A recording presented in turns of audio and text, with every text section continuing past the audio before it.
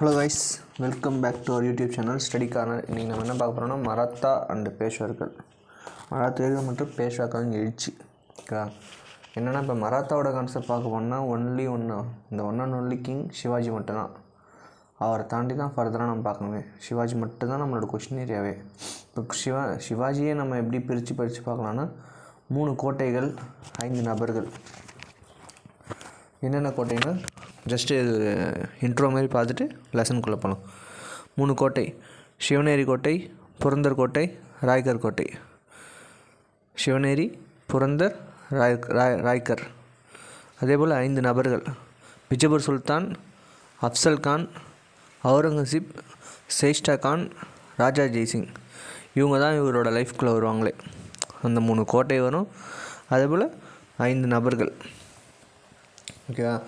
அதே போல் இப்போ நம்ம தமிழ், தெலுங்கு, கன்னடா இருக்குல்ல, அது ஒரு செப்பரேட் ரேஸாக அப்படி தான் இந்த மராத்தாவும். ஓகே, இந்த கொங்கன் பகுதியில் வெஸ்டர்ன் காட்ஸ், மேற்கு தொடர்ச்சி மலை இருக்குல்ல, அதை ஒரு மையமாக வச்சு அவங்க ஆட்சி புரிஞ்சிட்டு இருந்தாங்க. ஃபர்தராக என்னென்னா அவங்களோட பெருமை. இப்போ நம்ம ஊர்லலாம் எவ்வளோ நகை வச்சுருந்தோம், எவ்வளோ லேண்ட் வச்சுருக்கோம், அதை ஒரு பெருமையாக நினைப்பாங்களே. அவங்களோட பெருமை என்னென்னா, நான் இத்தனை கோட்டையை நான் வச்சுருக்கேன், இத்தனை கோட்டையை நான் கைப்பற்றினேன், இதுதான் அவங்களோட பெருமை. அப்படியே அவங்க ஃபீல் பண்ணுறாங்க. ஓகே, மராத்தியரோட இன்னொரு யூனிக்கான ஒரு விஷயம் என்னென்னா அவங்களோட போர் முறை. கொரில்லா போர் முறை, மறைந்திருந்து தாக்கும் யுக்தி. ஓகே, முகல்ஸோட அது இந்த ஹிஸ்ட்ரி ஃபுல்லாகவே என்னென்னா மராத்தா விசஸ் முகல்ஸ், சிவாஜி விசஸ் அவுரங்கசீப். இதுதான் இந்த லெசனே முடிஞ்சிடும். அவங்க 2 பேருக்கு இடைப்பட்ட சண்டை தான் இந்த லெசனே. அதே போல் ரிலீஜியஸ் மூமெண்ட். என்ன தான் அந்த டைமில் முஸ்லீம்ஸோட ஆதிக்கம் நம்ம நாட்டில் இருந்தாலுமே இந்துத்துவா அந்த டைம்லேயே ஹிந்துயிசம்க்கு இவங்க நிறையா ஹெல்ப் பண்ணாங்க. அதே போல் மதகுருகள் துக்காராம், ராம்தாஸ், ஏக்நாத் அப்படின்னு 3 பேர் இருப்பாங்க. அதில் ராம்தாஸ்ன்றவர் சிவாஜியோட மதகுரு. சத்ரபதி சிவாஜி அவர் இப்போ என்னென்னா 1627 சிவனேரின்ற ஃபோர்ட்டில் பிறக்கிறார். நம்ம ஃபஸ்ட்டு பார்த்தோமா, சிவனேரியும் ராய்கரும் ரொம்ப முக்கியம். ஏன்னா சிவனேரி அவர் பிறந்தது, ராய்கர் அவர் முடிசூடி கொண்டதாக இருக்கும். அதே போல் ராய்கர் கோட்டை எதுக்கு ரொம்ப ஃபேமஸ்னால், அவர் முடிசூடி கொண்டது 1674 தன்னோட 47வது வயசில் தன்னை சத்ரபதின்னு அவர் முடிசூடி கொள்வார். ஓகேவா? அடிஷ்னலாக அவங்க அப்பா பேர் என்னென்னா ஷாஜி போன்ஸ்லி. அவங்க அம்மா பேர் என்னென்னா ஜிஜாபாய். இவர் அவங்க அப்பா எங்கன்னா ஒரு பிஜப்பூர் சுல்தான் கீழே பூனேன்ற ஒரு நகரத்தை ஜாகிர்தாராக இருக்கார். இப்போ நம்ம ஊரில் கவர்னர் இருக்காங்களே, இப்போ ஒரு ப்ரைம் மினிஸ்டர் இருப்பாங்க, அந்தந்த ஸ்டேட்டு கவர்னர் இருக்காங்களே, அதுபோல் ஒரு ஜாகிர்தாராக இருக்கார் பூனேயில் பிஜப்பூர் சுல்தானுக்கு கீழே. அடிஷ்னலாக என்ன சொல்லலாம், அவங்க அப்பா அந்த மாதிரி ஒர்க் போயிடுறதால அவருக்குன்னு ஒரு பாதுகாவலர் விட்டு போவார், தாதாஜி கொண்டதேவ். அவ்வளோதான் இன்ட்ரோ. நெக்ஸ்ட்டு இப்போ நம்ம லெசனுக்குள்ளே போய் பார்க்கலாம். கற்றல் நோக்கங்கள். மராத்திய அரசின் தோற்றம், வளர்ச்சி ஆகியவற்றையும் முக்கியத்துவம் அதை வலிமைப்படுத்தியுள்ள சிவாஜி வகித்த பாத்திரத்தையும் அறிந்து கொள்ள. சிவாஜி பற்றி மட்டும் தான் படிக்க போகிறோம். சிவாஜி அறிமுகம் செய்த நிர்வாக கட்டமைப்பு, அவர் ஒரு டேக்ஸ் போட்டிருப்பார், அதை பற்றி முகலாயர்கள் வீழ்ச்சிக்கு மராத்தியர்கள் எவ்வாறு காரணமாக இருந்தார்கள் என்பதை திறனாய்வு. முகலாயர்களுடன் மிகப்பெரிய தலைவலியே மராத்தியர்கள் தான். அறிமுகம். ஷாஜகானின் ஆட்சி காலத்திலே சிவாஜியின் தந்தையும் அகமது நகர், பிஜப்பூர் ஆகிய அரசுகளில் அதிகாரியாக பணியாற்றி வரும் ஷாஜி போன்ஸ்லே பல இடையூறுகளை செய்தார். இப்போது அப்பாவுக்கும் இங்கே பிள்ளைக்கு சண்டைனா அப்பாவுக்குமே சண்டை. ஃபார் எக்ஸாம்பிள் இப்போ சிவாஜியோட அப்பாவுக்கும் அவுரங்கசீப்போட அப்பாவுக்குமே அப்போ சண்டை போயிருக்கு. ஓகேவா? ஆனால் அவருடைய மகனான சிவாஜி மராத்தியருக்கு புகழ் சேர்த்தார். முகலாயரை அச்சமடைய வைத்தார். அவர் வீரம் செறிந்த போர் வீரராகவும் மிகச்சிறந்த தளபதியும் கொரில்லா போர் முறையிலும் மறைந்திருந்த தாக்குதல் தலைவராகவும் இருந்தார். இப்போ கொரில்லா போர் முறை இந்த சென்ஸ்னா அவங்க என்னென்னா ஒரு காட்டுக்குள்ளே போய் ஒழிஞ்சிப்பாங்க. நீ எவ்வளோ பெரிய படையை கொண்டு வந்தாலும் ஒரு இடத்துல ஒரு பள்ளத்தெல்லாம் நோண்டி அதுள்ள அந்த பாம்புகள்லாம் போட்டு வச்சுருப்பாங்க. நீங்கள் அந்த போரே எவ்வளோ பெரிய படையை கொண்டு வந்தாலும் அவங்க அங்கங்கே ஒரு டெக்னிக் மாதிரி பண்ணி அவங்க ஈஸியாக ஜெயித்தாங்க. அவங்களை யாராலையுமே தோற்கடிக்க முடியவில்லை. ஓகேவா. அவர்களின் உதவியுடன் சிவாஜி பல கோட்டைகளை கைப்பற்றினார். அவுரங்கசீப் தளபதிகளுக்கு கடும் போட்டியாக விளங்கினார். மராத்தியர்களின் வலிமை பெருகிய போது முகலாயர்கள் வலிமை அரசு குன்றியது. தக்காணம் முழுவதில் மராத்தியர்கள் சவுத் சர்தேஷ்முகி ஆகிய வரிகளை வசூலிக்கும் உரிமை முகலாயர்கள் அங்கீகரிக்க வேண்டியதாயிற்று. சவுத் சர்தேஷ்முகி, சவுத் என்றால் 1/4, சர்தேஷ்முகி என்றால் 10%, 25%, 10%. ஓகே. போர்கள் திறமை மிக்க தளபதிகளுக்கு மிகப்பெரிய வாய்ப்புகளை தந்தன. ஓகே. அதோட இந்த பாயிண்ட் வாங்கலாம். அரசர்களின் பிரதம அமைச்சர்கள் ஷாகுவின் காலம் முதல் உண்மையான அதிகாரம் உடையவர்களாயினர். அவர்களின் ஆதரவில் 1761 வரை மராத்தியர் தங்கள் மேலாதிக்கத்தை நிறுவினர். இந்த பேஷ்வான்னு ஒரு போஸ்டிங் இருப்பாங்க. அவங்க என்னென்னா அப் டு ஷாகு மகாராஜா இது வரைக்குமே அவங்க பார்த்துருப்பாங்க. 1761 இவங்களோட ஆட்சி முடிஞ்சிடும். ஏன்னா அகமது ஷா அப்தாலின்னு ஒருத்தர் 3ஆம் பானிபட்டு போர் அப்போ இந்த மராத்திய பேரரசை முடிச்சு வச்சுருவார். மராத்தியர்களின் எழுச்சிக்கான காரணங்கள், புவியியல் கூறுகள். இவங்க முக்கியமாக இவங்களோட எழுச்சி காரணமே நான் சொன்னால அந்த காடு அதான் கொடுத்துருப்பாங்க பாருங்கள். மராத்திய நாட்டின் புவியியல் கூறுகள் மராத்தியர்களிடையே சில தனித்தன்மை வாய்ந்த பண்புகளை வளர்ந்திருந்தன. அவை மராத்திய மக்களை இந்தியாவின் ஏனைய மக்களிலிருந்து வேறுபடுத்தி காட்டின. 16ஆம் நூற்றாண்டில் பிஜப்பூர் அகமது நகர் சுல்தான் மராத்தியர்களை தங்கள் குதிரைப்படையில் பணியமர்த்தினர். இச்சுல்தான்களின் படைகளில் மராத்தியர்கள் பணியமர்த்திய செயல் இஸ்லாமியர்கள் அதிகாரத்தை பெற வேண்டும் என்ற ஆசையை சமன் செய்ய உதவியது. ஒன்லி இஸ்லாம்ஸ் மட்டும்தான் இருக்கணுன்றது சரி சமைஞ்சது. ஓகேவா. பாறைகளும் குன்றுகளும் அடங்கிய நிலப்பகுதி அந்நிய படையெடுப்பாளர்களிடம் மராத்தியருக்கு பாதுகாப்பு அளித்தது. அதான் கொரில்லா வார்ஃபேர், மறைந்திருந்து தாக்குதல். இந்த டைமில் பக்தி இயக்கம் எப்படி இருந்துச்சுன்னு சொல்கிறாங்க. மகாராஷ்டிராவில் பரவிய பக்தி இயக்கம் மராத்திய மக்களிடையே விழிப்புணர்வும் இணக்கமும் ஏற்பட உதவியது. மேலும் மராத்திய மக்களிடையே ஒற்றுமையை, குறிப்பாக சமூக சமத்துவத்தை மேம்படுத்தியது. ஏக்நாத், துக்காராம் ராம்தாஸ் ஆகியோர் குறிப்பிடத்தக்கோர்.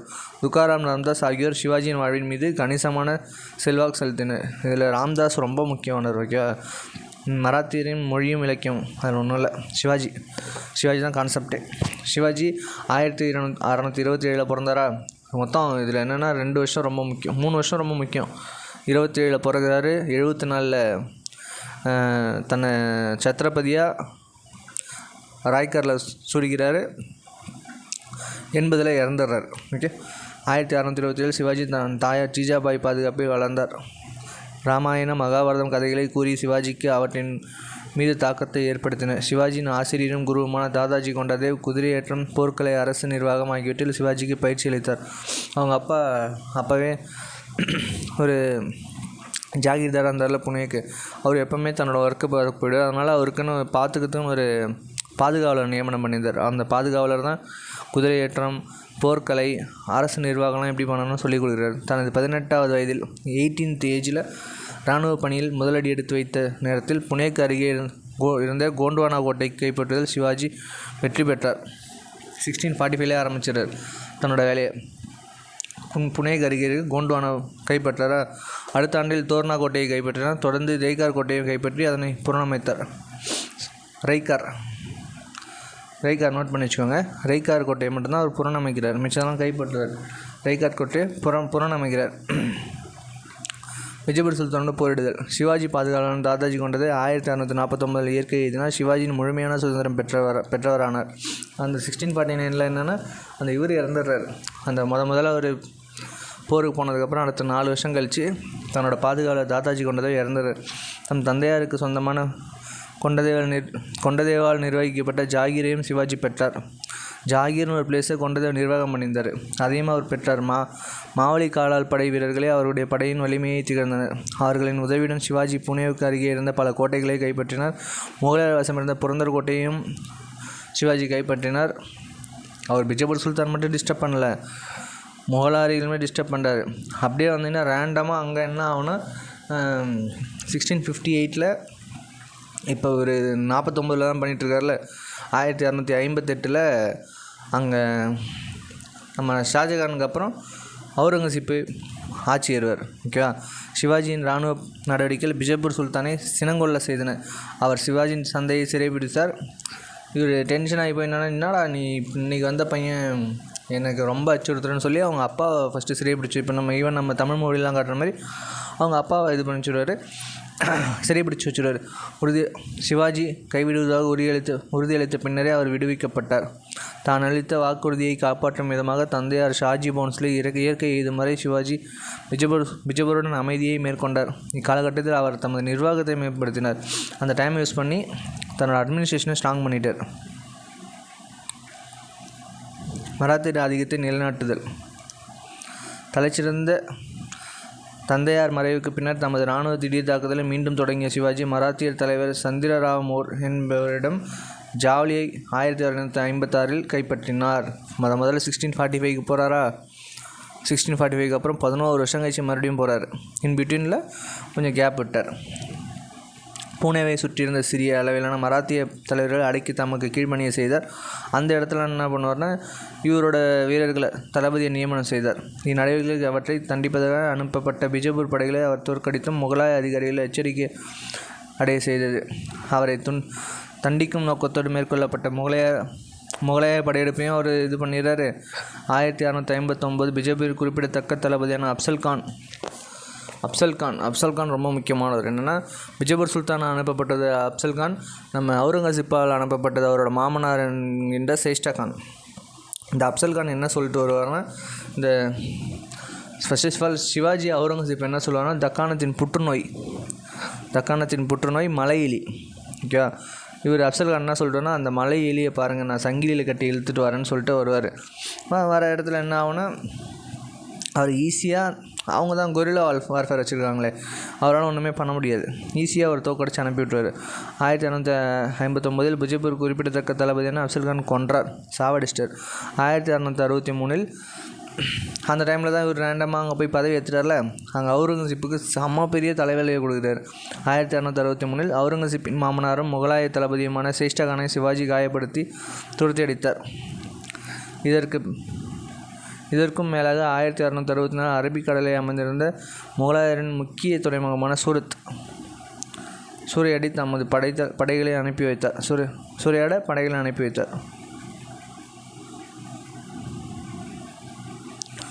சிவாஜியும் அவுரங்கசீப்பும். சிவாஜி சூரத்தை கொள்ளையடித்த பின்னர் அவுரங்கசீப் எதிர் நடவடிக்கையில் தலைமையின் கீழ் முகலாய படையொன்று அனுப்பி வைக்கப்பட்டது. இறுதியில் சிவாஜி யாருன்னா ராஜா ஜெய்சிங்னு ஒருத்தர் அனுப்பி வைப்பார். அதுக்கப்புறம் தான் அவர் அடங்குவார். தாம் கைப்பற்றிய கோட்டைகளையும் கொடுத்து விடவும் முகலாய அரசின் முன்சாத்தராக பொறுப்பேற்கும் பிஜப்பூரை கைப்பற்றவும் ஒத்துக்கிட்டார். ராஜா ஜெய்சிங் வழிகாட்டுதலின்படி ஆக்ராவின் முகலாய அரசவைக்கு செல்லவும் ஒப்புக்கொண்டார். ஆக்ராவுக்கு போகிறார். அந்த இடத்துல என்ன ஆகுனா, அவர் அசிங்கப்படுத்தி ஜெயிலில் போடுவாங்க. அவர் அப்போ ஒரு ஹிஸ்ட்ரி என்ன இருக்குன்னா, அவர் அப்போவே இந்த பழக்குடியில் ஒளிஞ்சிருந்து வெளியில் தப்பிச்சு வந்ததாக ஒரு ஹிஸ்ட்ரி இருக்கு. ஆனால் தப்பிச்சிடுவார். அங்கிருந்து பழக்குடியில் ஒளிந்து தப்பித்தார். சத்ரபதியோட எக்ஸ்ப்ளனேஷன் என்ன, சத்திர குடை பதி தலைவன் அல்லது பிரபு எனும் சமஸ்கிருத சொல் அரசன் அல்லது பேரரசன் என்பதற்கு இணையானது. இச்சொல்லை மராத்தியர்கள் குறிப்பாக சிவாஜி பயன்படுத்தினர். சிவாஜியுடன் உறவை சரி செய்து கொள்ள முயற்சிகள் மேற்கொண்டனர். அம்முயற்சிகள் தோல்வியுற்றன. அவுரங்கசீப் கன்வின்ஸ் பண்ணுறாரு. 1670 சிவாஜி 2வது முறையாக, அப்போது சூரத்தப்போ ராஜா ஜெய்சிங் கூட ஆக்ரா போனார்ல, அதே போல் அகைன் என்ன பண்ணுறாருன்னா சூரத்தை அட்டாக் பண்ணுறாரு. 1670 முகலாய பேரரசால் ஒரு கட்டுப்படுத்த முடியல. 1670 சிவாஜி தன்னை சத்ரபதி என்னும் மணிமுடி கொண்டார். சிவாஜி முடிச்சூட்டு விழா ரைக்கார் கோட்டையில் சீரும் சிறப்புமாக நடந்தது. அவர் பிறந்தது என்னவோ புரந்தர், 2 தான் ரொம்ப முக்கியம். புரந்தர் கோட்டை, அதே கோட்டை தான் அவர் பிற்காலத்தில் சீரமைக்கிறார். அதே போல் 1674 கார் என்ன ஞாபகம் வச்சுக்கோங்க, காரில் முடிச்சுடி கொண்டார். ஓகே, கோட்டையில் சீரும் சிறப்பாக நடைபெற்றது. தம் மகனின் முடிச்சூட்டு விழாவை காண்பதற்காக உயிருடன் சிவாஜியின் வயது முதிர்ந்த தாய் ஜிஜாபாய் தம் வாழ்க்கையை நிறைவேற்றதால் முடிச்சூட்டு விழா முடிந்த சில காலங்களில் அவர் இறந்துடுறாங்க. ஓகேவா, சிவாஜி தமது வாழ்நாள் இறுதி ஆண்டுகளை தம் மகன் சாம்பாஜியிடம் செலவிட்டார். அவரை மாதிரியே அவர் உருவாக்க எவ்வளோ ட்ரை பண்ணார். பட் ஆனால் அவர் பவர்ஃபுல்லாலாம் இருக்க மாட்டார் இந்த அளவுக்கு. கடைசி காலத்தில் வயிற்றுப்போக்கினாலும் காய்ச்சல்னாலும் பாதிப்புற்ற 1680 இயற்கை எழுதினார். சிவாஜியோட கான்செப்ட் முடிஞ்சிச்சா. இதுக்கப்புறம் என்ன பண்ணுவாங்கன்னா, அவங்க அவுரங்கசீப்பு ரொம்ப ஆதிக்கம் செலுத்த வருவாங்க. அந்த கான்செப்டை பின்னாடி பார்க்கலாம். சிவாஜியின் மீது நிர்வாகம். சிவாஜி அரசியல் 3 வட்டங்களை கொண்டிருந்தது. சிவாஜி அவற்றின் மையமாக விளங்கினார். முதல் வட்டத்தில் மக்கள் மீது அக்கறை கொண்ட அவர் எந்த வகையில் மக்கள் துன்புறுத்துவதை அனுமதிக்கவில்லை. 2வது வட்டத்தில் அவர் மேலாதிக்கம் செலுத்தினாலும் நேரடி நிர்வாகத்தில் மேற்கொள்வதில்லை. ஏன்னா அவருக்குன்னு ஒரு மினிஸ்டர்ஸ் வச்சுருப்பாங்க, அதெல்லாம் பின்னாடி பார்க்கலாம். இப்போ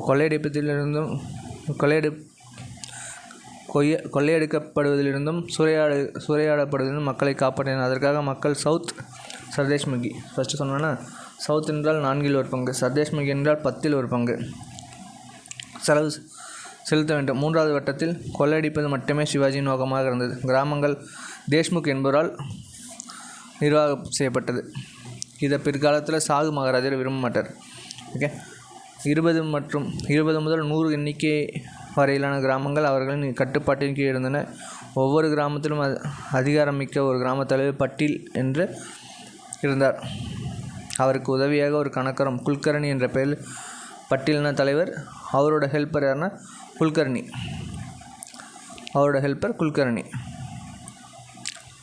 மைய அரசு என்று ஒன்று இல்லாத நேரத்தில் உள்ளூர் சமுதாய அளவிலான இந்த அதிகாரிகளே உண்மையான அரசாக செயல்பட்டனர். இராணுவம் அவரது இராணுவத்தின் முதுகெலும்பாக திகழ்ந்தது. இது ஸ்டார்டிங் டைமில் காலாட்படை தான். இதெல்லாம் பின்னாடி இருக்குது, தட் மீன்ஸ் கூட்டு காரணத்தில் இருக்குது. தொடக்க காலத்தில் காலாட்படை அவரது இராணுவத்தின் முதுகெலும்பாக இருந்தது. ஆனால் சிவாஜியின் படையெடுப்புகள் சமவெளிகளை நோக்கி நீட்சி பெற்றபோது குதிரைப்படைகளின் எண்ணிக்கையில் பெருகி முக்கியத்துவம் பெற்றன. ஒவ்வொரு படை வீரனும் சிவாஜியால் நேரடியாக தேர்ந்தெடுக்கப்பட்டான். அஷ்டபிரதான், சிவாஜியோட 8 அமைச்சர்கள் அஷ்டபிரதான். இவங்களால தான் அவர் ரொம்ப ஃப்ரீயாக அவரோட வேலையை பார்க்க முடிஞ்சுது. அவங்க யாருன்னு நான் சொல்கிறேன். இதுக்கு முன்னாடி ஒரு ரேண்டமாக ஒரு 4 டேட்டா சொல்கிறேன். இங்கே அஷ்டபிரதான் யார், கிருஷ்ணதேவர் இருக்கார்ல, அவரோட அவையில் என்ன இருக்குன்னா அஷ்டதி கஜங்கள். நம்ம இதே போல் இல்துட்மிஷ் 40 நிமிட குழு ஆரம்பிப்பார் தெரியுமா, மினிஸ்டர்ஸ், கவுன்சில் ஆஃப் 40 மினிஸ்டர்ஸ். அதுக்கப்புறம் 2ஆம் சந்திரகுப்தர், நவரத்னங்கள். ஓகே, சும்மா டேட்டாக்காக சொன்னேன். அஷ்டபிரதான் பொறுப்புகள்: பேஷ்வா பிரதம அமைச்சர், அமர்த்தியா நிதி அமைச்சர். அமர்த்தியாவை எப்படி ஞாபகம் வச்சுக்கலாம்னா, நம்ம அமர்த்தியா சென் இருக்கால 1998 எக்கனாமிக்ஸில் இது வாங்குவார், நோபல் ப்ரைஸ். அமர்த்தியா. சர்னாவிஸ் சச்சிவ், நம்ம பிசிசியோட செயலர், நம்ம சச்சின் ஞாபகம் வச்சுக்கோங்க, பிசிசிஐயோட செயலர் சச்சின். வாக்கியநாவிஸ் உள்துறை அமைச்சர். உள்துறை அமைச்சர்னால் வாக்கியம், தட் மீன்ஸ் வாக்கியத்தை பார்த்து பேசணும். உள்துறை அமைச்சர்னா வாக்கியத்தை பார்த்து பேசணும். ஏன்னா இப்போ ரீசெண்ட் டைமில் நம்மளோட உள்துறை அமைச்சர் அமித்ஷா இப்போ அம்பேத்கரை பற்றி பேசுகிற கான்ட்ரவர்சி போயிட்டுருக்கு. வாக்கியநாவிஸ் உள்துறை அமைச்சர். சேனாபதி தலைமை தளபதி. சுமந்த் வெளியுறவுத்துறை அமைச்சர். நியாயாதீஷ் தலைமை நீதிபதி. இது நமக்கு ஈஸியாக ஞாபகம் வச்சுக்கலாம். பண்டித் ராவ் தலைமை அர்ச்சகர். அதுக்கடுத்தது யாருன்னா அவரோட பையன் சாம்பாஜி. சிவாஜி தொடர்ந்து அனாஜி தத்தாவுடன் ரொம்ப முக்கியமானவர். இது புக் பேக்கில் இருக்குது. சிவாஜி தொடர்ந்து அனாஜி தத்தாவுடன் சர்ச்சைக்கு பின்னர் சாம்பாஜி ஆட்சி பொறுப்பேற்றார். ஆகவே குடும்ப சண்டைக்கு மராத்திய அரசில் சிராய்வுகளை ஏற்படுத்தின. மார்வார் ரத்தோர் குடும்பத்தைச் சேர்ந்த துர்கானாஸ் அவுரங்கசீப்பிற்கு எதிராக கலகம் செய்த அவர் மகன் அக்பர் ஆகியோர் மகாராஷ்டிராவுக்கு வந்தனர். அவர்கள் சாம்பாஜியின் அரசவையில் பாதுகாப்பாக தங்க வைக்கப்பட்டனர். இதுதான் அவர் பண்ண தப்பு. அதனால் அவனுக்கு வெறி பிடிச்சி போய் இங்கே வந்து ஒரு அடிச்சு வச்சிருவான். ஏன்னா இல்துட்மிஷ் பண்ணார், ஞாபகம் இருக்கா? இல்துட்மிஷ் இதே போல் தான் செங்கிஸ்கான்ட்ட சண்டை போட்டு ஐ திங்க் ஜலாலுதீன் நினைக்கிறேன்.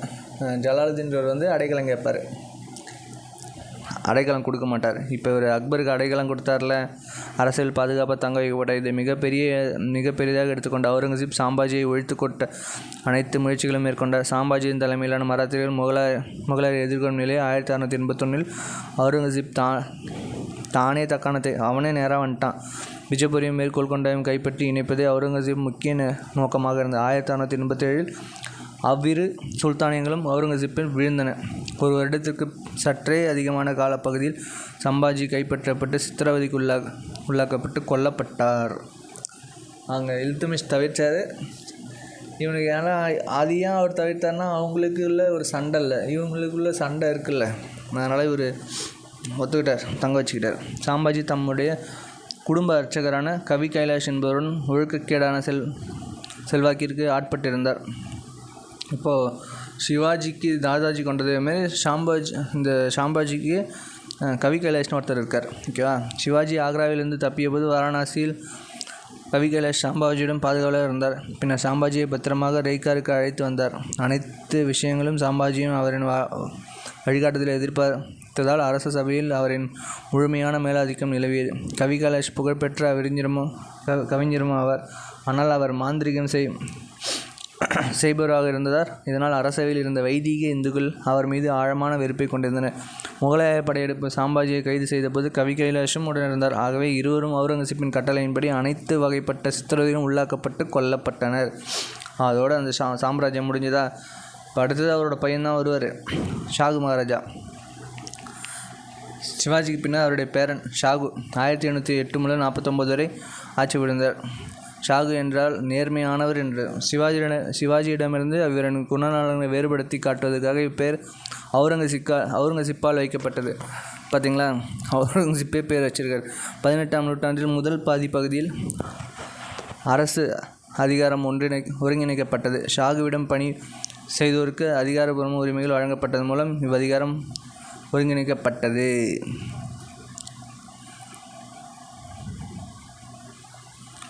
நெக்ஸ்ட்டு பேஷ்வாக்கள். ஒரு சாதாரண வருவாய் அலுவலராக தமது பணியை தொடங்கிய பாலாஜி விஸ்வநாத் 1813 பேஷ்வான பிரைம் மினிஸ்டர். ஓகேவா. தனக்கு நெருக்கமானவர்களின் ஆலோசனைகளுக்கு எதிராக ஷாகு பாலாஜி விஸ்வநாத்தின் மூத்த மகனான 20 வயதை நிரம்பிய பாஜிராவை அடுத்த பேஷ்வாக நிறுவனர். இப்போ பாலாஜி விஸ்வநாத் இறந்துடுறாரு. ஷாகு யாரையுமே கன்சல்ட் பண்ணாமல் அவரோட மகனான 20 வயசான பாலாஜி பாஜிராவை பேஷ்வா நியமனம் பண்ணுறார். 1820 1840. இவர் என்ன பண்ணுறாருன்னா, முகலாயத்துக்கு எதிராகவும் ஹைதராபாத் நிஜாமுக்கு எதிராகவும் மிகப்பெரிய மராத்திய இராணுவ நடவடிக்கை மேற்கொள்ள பாஜிராவ் விரும்பினார். இப்போ அவர் நினைப்பார், அவுரங்கசீப்பு இப்போ தான் நம்ம போயிட்டு எல்லாத்தையும் சரி பண்ணிட்டு வந்தோம், மறுபடியும் ஒருத்தன் கிளம்பியிருக்கான்னு. ஓகேவா. அதே போல் ஒரு நிமிஷம்,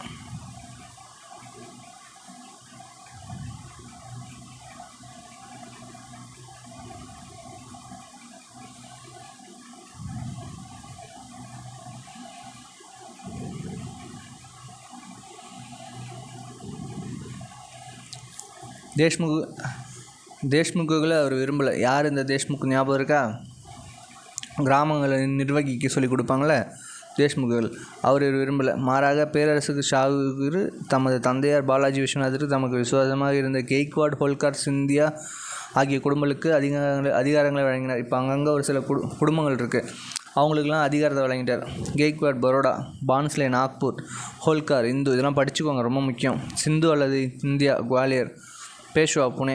மாலவத்திற்கும் குஜராத்துக்கும் எதிராக போர் பிரகடனம் செய்த பாஜிராவ் அவற்றை முகலாய மேலாகத்திலிருந்து விடுவித்தார். முகலாயர் சார்பாக இதில் தலையிட்ட முகலாய படைகளும் ஹைதராபாத் நிஜாமின் படைகளும் தோற்கடிக்கப்பட்டன.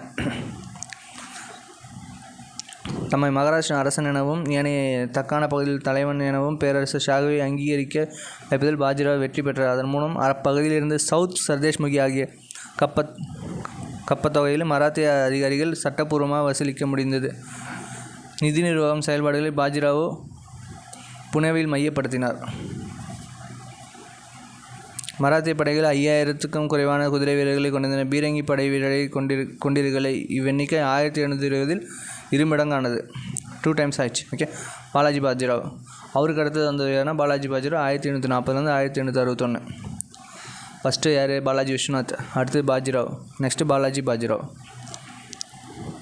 1849 ஷாகு இயற்கை எதிர் அரச குடும்பத்தில் ஏற்பட இருந்த வாரிசுரிமை போட்டி சரியான நேரத்தில் பாலாஜி பாஜிராவ் தலையிட்டால் தவிர்க்கப்பட்டது. பதவிக்கு போட்டியிட்ட அனைத்து பிரிவினரையும் அழைத்து பேசி தமது நிபந்தனைகளை ஒத்துக்கொள்ள செய்தார். இனி மேற்கொண்டு புனே நகரம் தலைநகர் என்றும்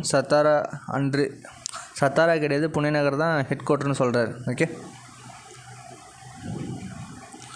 பேஷ்வாவின் கரங்களின் குவிக்கப்பட்ட மராத்திய விவசாயிகள் போர் வீரர்களின் காலம் அவங்க மராத்திய விவசாயிகள் தானே போர் வீரர்கள் வச்சுருந்தாங்க. அதனால் ஊதியம் வழங்கப்பட்ட வீரர்களை கொண்ட படைக்கு பாலாஜி விஸ்வநாத் தலைமையேற்றார்.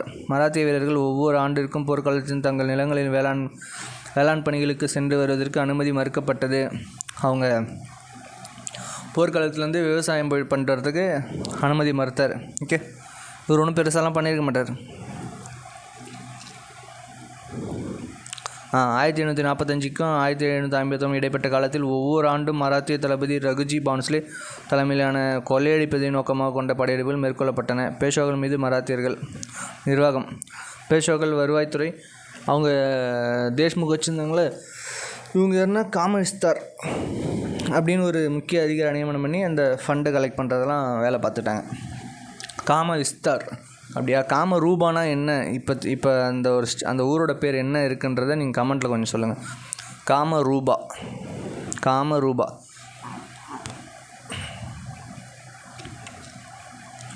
முகலாயரின் வீழ்ச்சிக்கு இராணுவ ரீதியான பங்களிப்பு செய்தவர்கள் பேஷ்வாக்கள். அதுதான் முக்கியமாக, ஏன்னா இவங்களாம் அவங்க இல்லை. மராத்தியரின் வீழ்ச்சி. மராத்தியரின் குறுகிய கால பேரரசு 1761 டெல்லிக்கு அருகே உள்ள பானிபட்டில் முடிந்தது. எப்படி? 3வது பானிபட்டு போர்.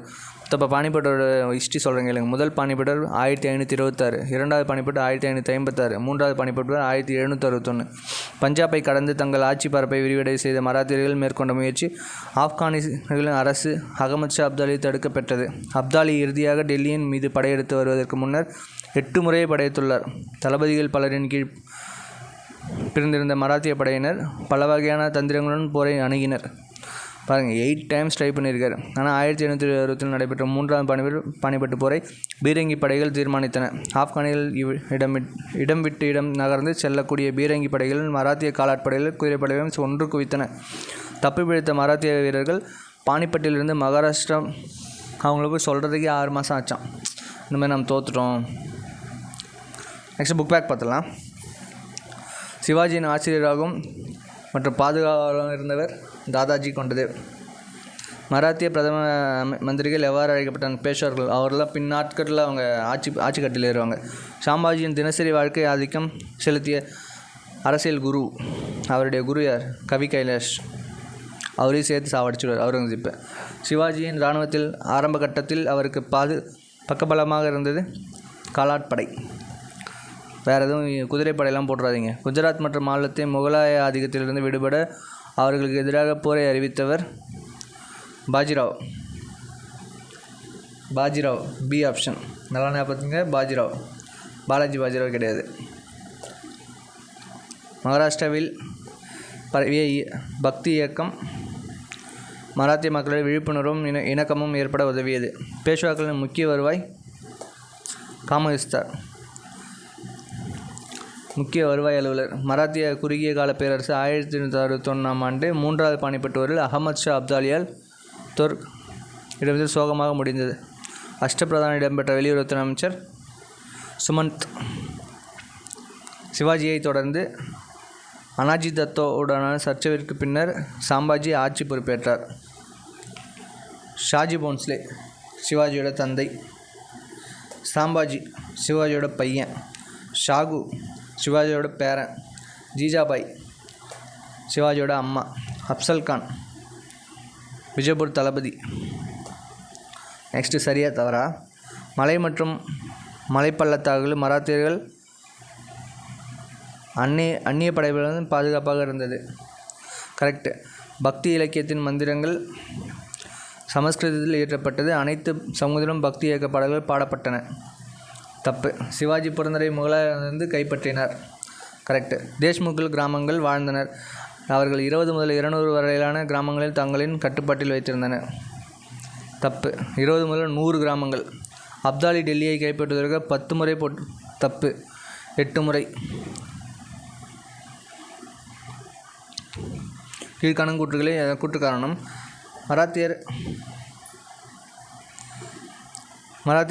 மராத்திய போர்வீரர்கள் தங்களது வசிப்பிடத்து தொலைவில் உள்ள கோட்டைகளிலும் நகரங்களிலும் வாழ்ந்தனர்.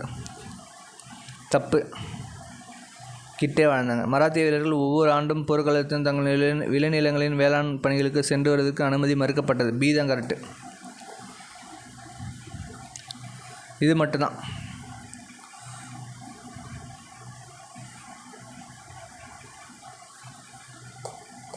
கூற்றுக்கான காரணம் ஆக்சுவலி என்னென்னா காரணம் தான் கரெக்டு.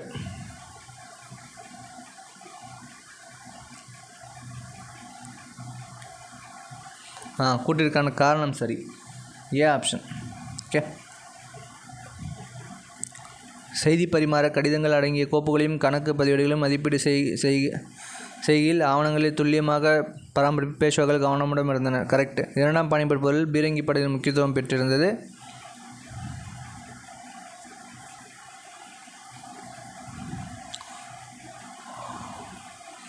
ஒன்று மற்றும் 2 சரி. பொருந்தாதை கண்டுபிடி. ஆன்சர் என்னன்னா ரகுஜி. பொருந்தாதை கண்டுபிடி. ஆன்சர் ரகுஜி. தவறான எண்ணை கண்டுபிடி. கெய்க்வாட் பரோடா. பேஷ்வா புனே வரும். நாக்பூருக்கு என்ன வரும்னா பான்ஸ்லே. ஓகேவா? அப்போ பி ஆப்ஷன் தான் தப்பு. Holkar Hindu correct, Scindia Gwalior correct. ஓகேவா? இது மட்டும் பார்த்துலாம். மாணவர் செயல்பாடு. அமர்த்தியா சென் சொன்னா நிதி அமைச்சர். வாக்கிய நாவிஸ் நம்ம அமித்ஷா சொன்னா வெளியுறவுத்துறை அமைச்சர். சாரி உள்துறை அமைச்சர். சுமந்த் அவர் தான் வெளியுறவுத்துறை அமைச்சர். சேனாதிபதி தலைமை தளபதி. ஓகே, இந்த வீடியோ பிடிச்சிருந்தால் லைக் பண்ணுங்கள். ஏதாச்சும் சேஞ்சஸ் பண்ணால் கமெண்ட் பண்ணுங்கள். மறக்காமல் சப்ஸ்கிரைப் பண்ணுங்கள். Thank you for your support.